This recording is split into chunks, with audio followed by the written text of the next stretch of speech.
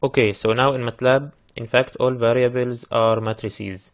Even if we have one row or one column, it's considered also a matrix of one row or one column. Now we can start to define a row vector, for example, v equals, open brackets. We start inserting the items, for example, 5 space 4 7 0 minus 8. We can separate items by space for row vectors, or also we can separate by comma. So we can write also a new vector, for example, x equals 4, 7, 9, close the brackets. So now also we have x as a row vector. This is x, this is v in the workspace. These are the values of the vector.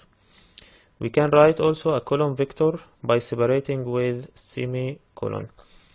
For example, we have z equals the item 7 semicolon 6 semicolon 0. Now we have a column vector which is z and equals the items 7, 6, and 0. Okay, now I can clean the command window by command CLC. Now there is an important point to define long vectors that are separated by specific amount or specific distance. For example, now I have the vector called t equals -4. I can have the colon 0.1 colon 4. In this way of definition for t, I start this vector from -4 to 4, and the divisions between these two values is 0.1. So the first point in the vector t will be -4. The second point will be -3.9, etc. until we finish to 4. Now I can put semicolon at the end of this statement to prevent showing in the work command window, so it's faster to define the variable. So now I have in the workspace, I have the variable t. The variable t contains 81 items in one dimension, which means this is one vector. Now I can also define, for example, y equals t square minus 2. I can have the semicolon at the end to prevent showing in the command window. I can say enter. Oh, now we have an error because of using t square. Yes, we want to square each element, and this is not a matrix multiplication, so we can use t dot square minus 2.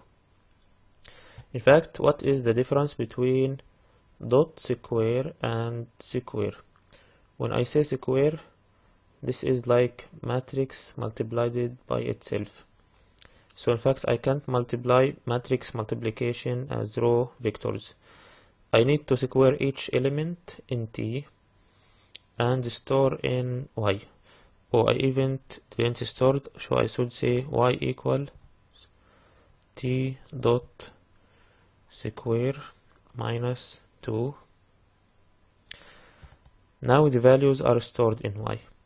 Now the important point, when I need to plot or have the graph of t and y.